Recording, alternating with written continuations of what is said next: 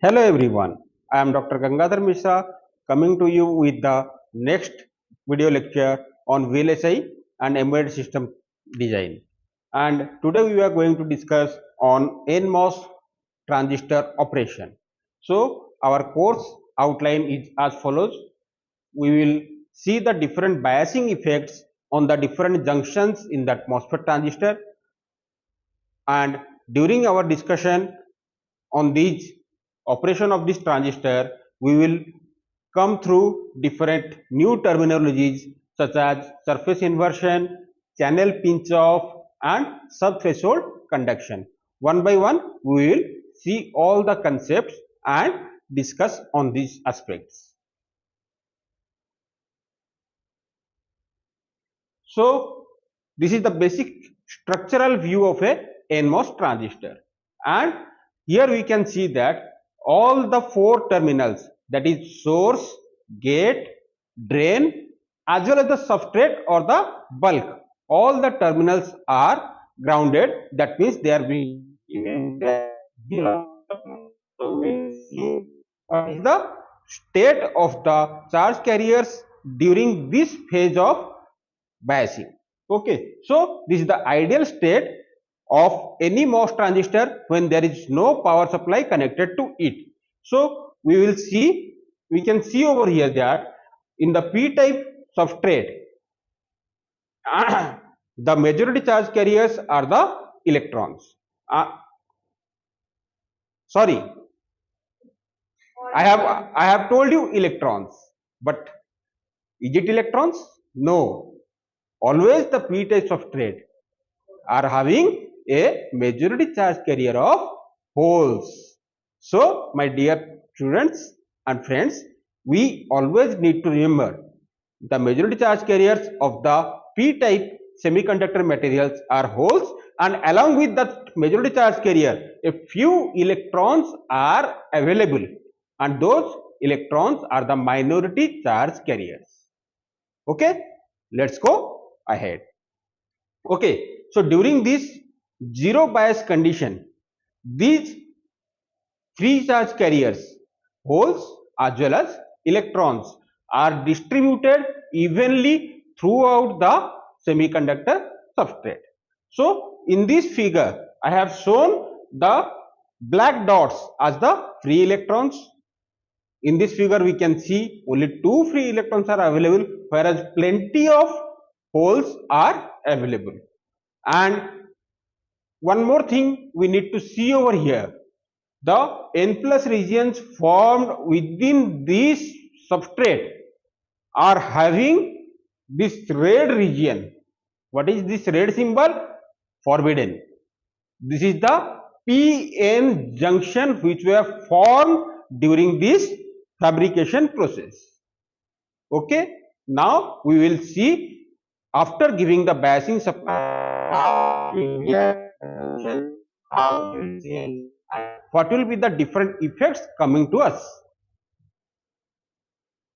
Okay, now the potential conditions are given as the bulk or the substrate is grounded, the source is also grounded, the gate supply is less than the threshold voltage. So here comes another term which is known as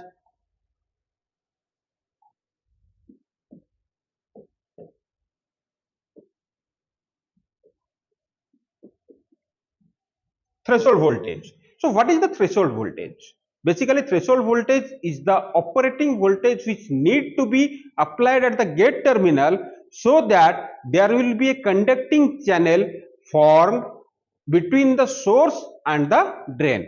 So it is the minimum applied potential across the gate and source terminals which make a channel, continuous area in which the free charge carriers are available to conduct the current in between the source and the drain region. So initially we have seen in the previous figure,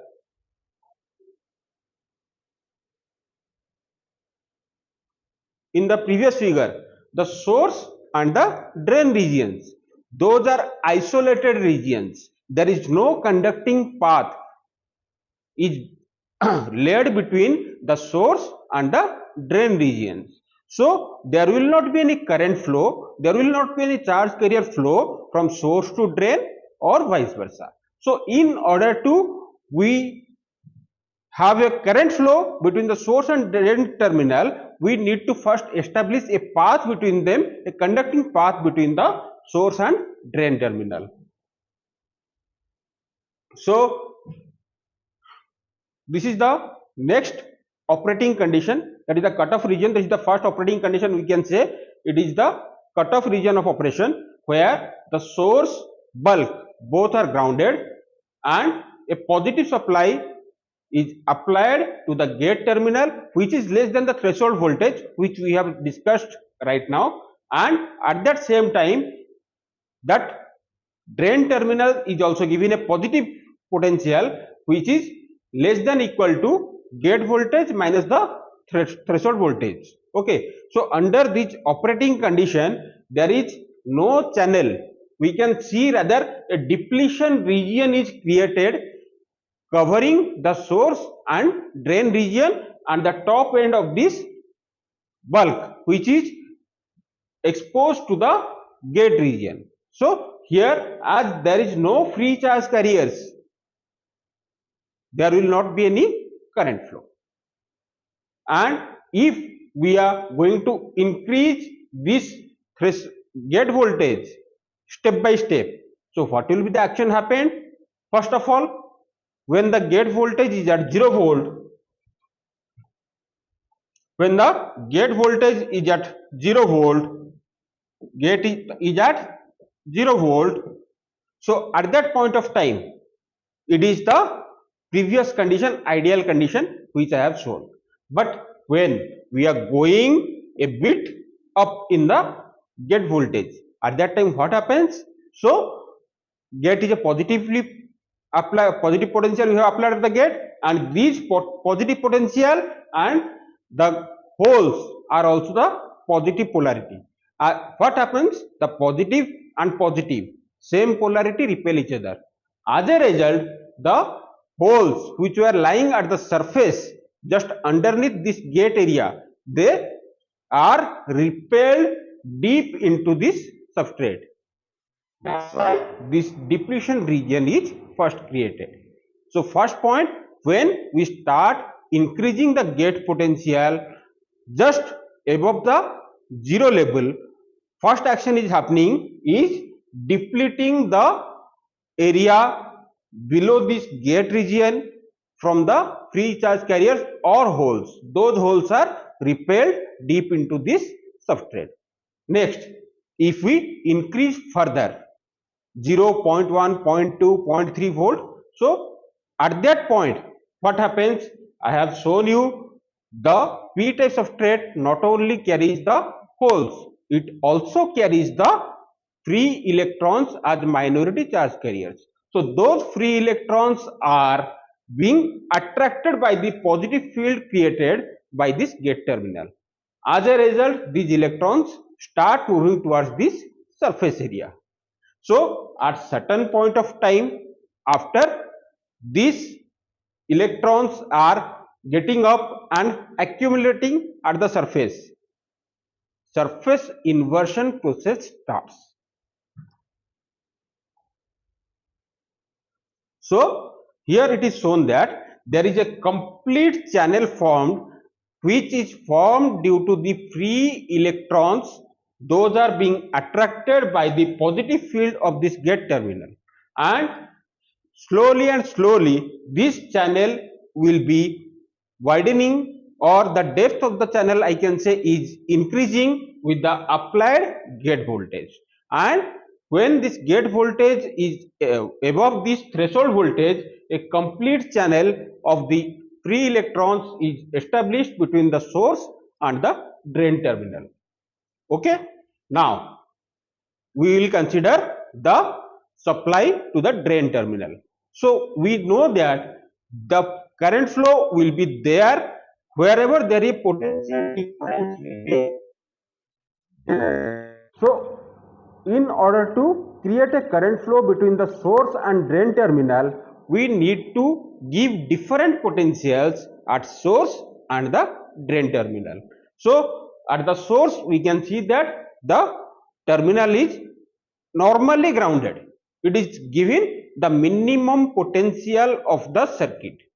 And next, as I have shown you, this is the resistive region or the linear region of operation. The drain potential is limited to the value of Vg minus V threshold. Gate voltage, it should be less than equal to Vg minus Vth. If that drain potential will be exceeding that value, then the linear region of operations will not be possible. The channel will not be possible with a completeness, so that the current can increase according to the Ohm's law, or we can say in resistive mode of operation, the current flows through the circuit according to the Ohm's law, that is V is proportional to I. So with the increase in the gate to source potential,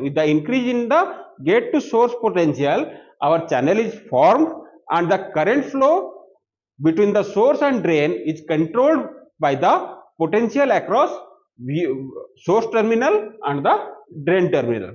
And if the drain terminal potential is higher than the source terminal potential by a value less than equal to gate voltage minus the threshold voltage, then only my transistor will be following the voltage and current relation, which is just a resistive current, that is accepted current.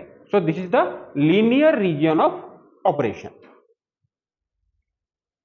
Again, we can see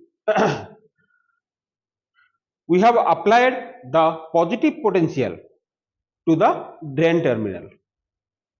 We are moving ahead to the next operating region, which is the saturation operating region. So what happens in the saturating region, that we will see. Okay, so in this operating mode, now if I am going to exceed the value of drain potential beyond Vg minus Vth, so what is the physical action taking inside the MOSFET, that we will see. Okay, so we can see that in this structure, this p type substrate is given a zero potential, source zero potential, drain and gate, those are positive potentials. And we see that here there is a PN junction at the drain end, and here there is a PN junction at the source end. So how these PN junctions are reacting to this applied potential, that we will analyze now. So in this case, if I represent a diode connecting the source and the substrate, so source is the N region and substrate is the P region. So this is my diode orientation.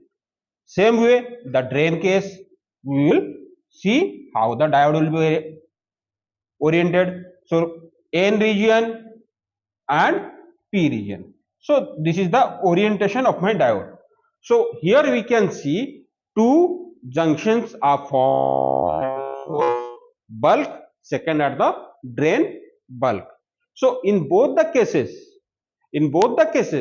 we have to analyze what will be the effect of this positive bias on the junction. So at the source, we can see both source and the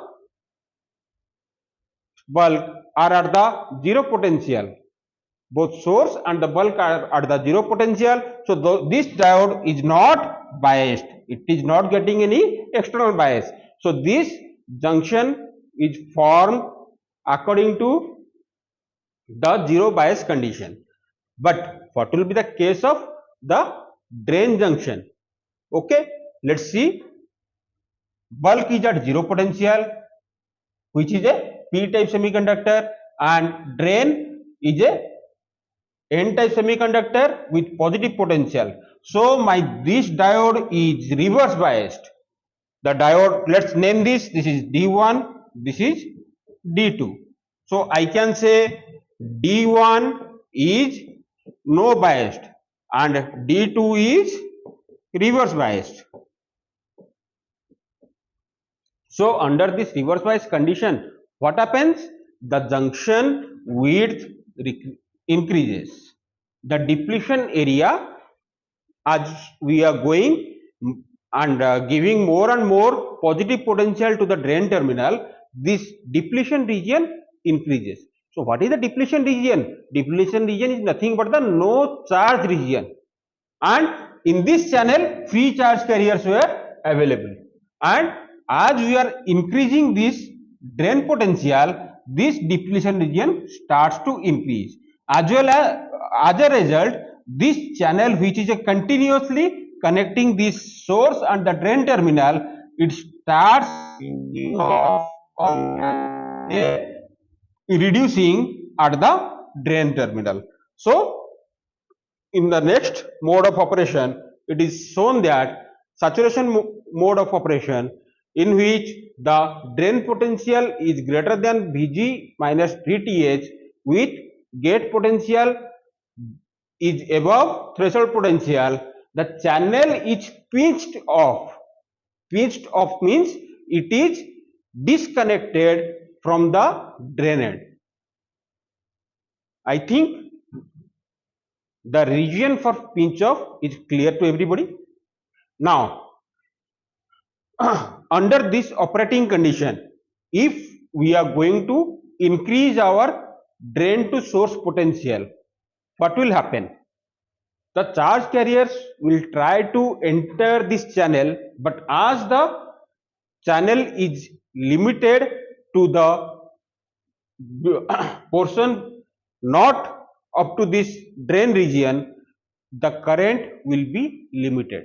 So even if we are going to increase this drain potential beyond this value, our current is saturated, and we can say our device has entered this saturation mode of operation.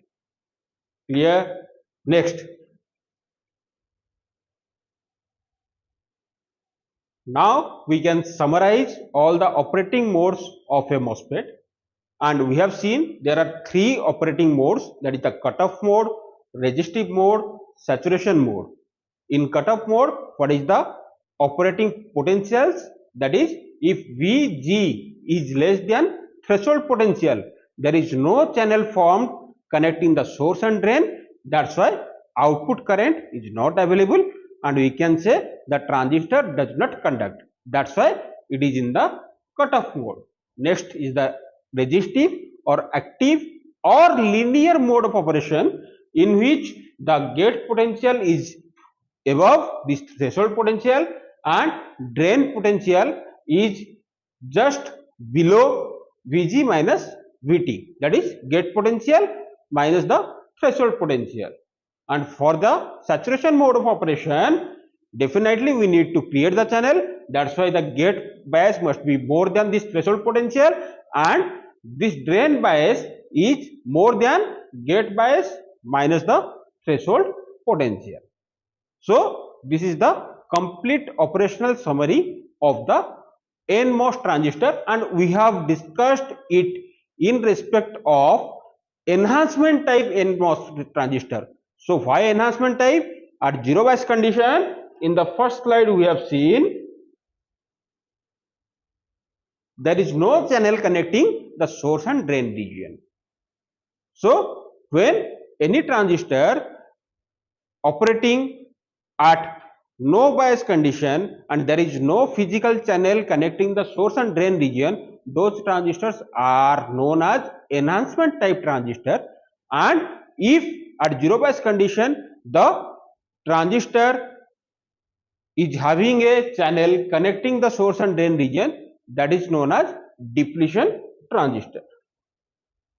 So one more concept that is left here is sub threshold conduction. So what is sub-threshold conduction? So if, let's assume the case, the minority charge carriers are pulled by this gate potential and the channel is not completely formed under this operating condition, that is threshold, gate potential is less than threshold potential, but there are few charge carriers available between the source and drain, and at that point if we apply drain potential, then definitely drain potential is a positive potential and these electrons are the negative charge carriers, so these electrons will form a small current. Even if we are not reaching the threshold potential, below this threshold potential, under the influence of drain potential, a small current will flow, which is known as sub-threshold conduction.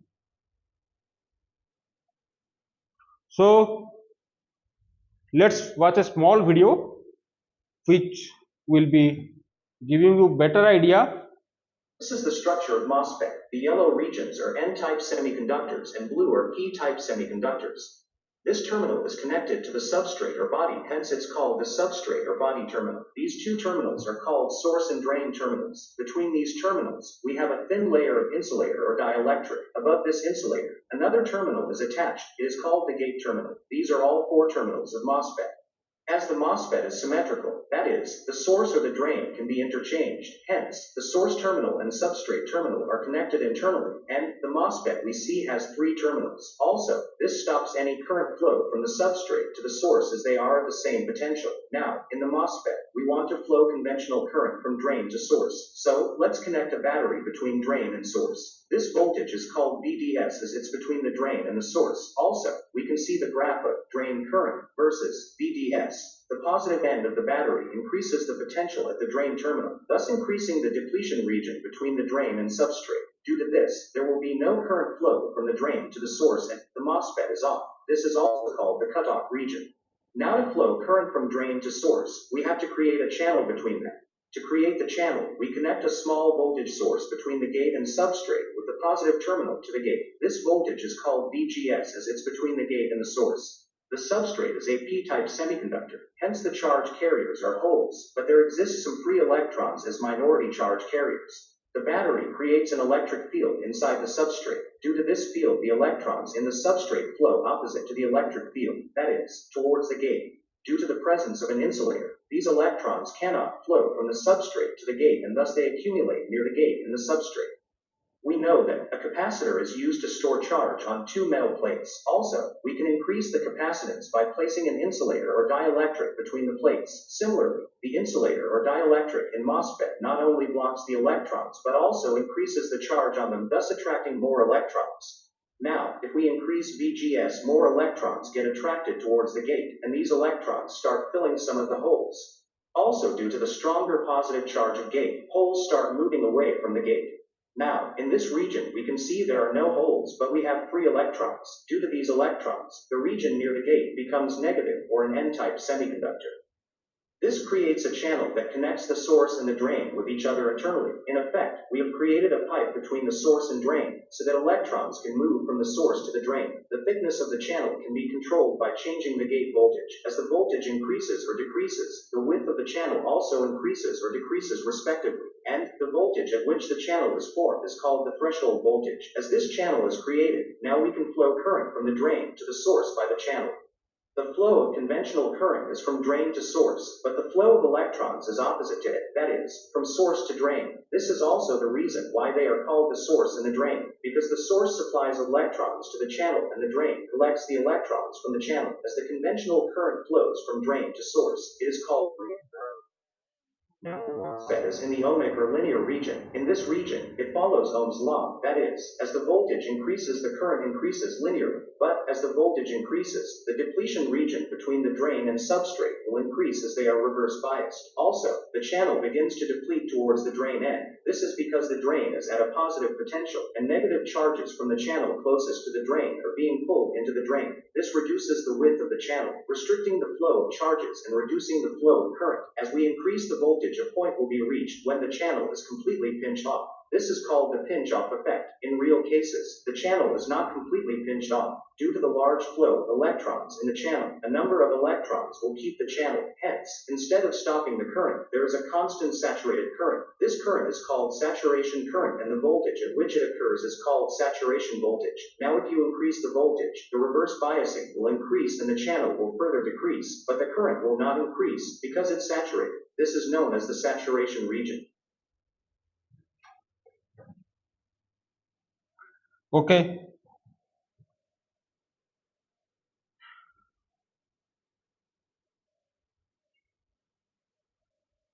So we have covered this topic, that is the operation of a enhancement type NMOS transistor, through this video, and I hope the video must have clarified the doubts which we have discussed, and for further reference we can go through this link and have a detailed discussion on this MOS operation. And one more question which arises: why this MOS operation, that is this three regions, cutoff regions, resistive region and saturation region, is practically applicable to us? Where it is used, that we will see in our next class. So thank you.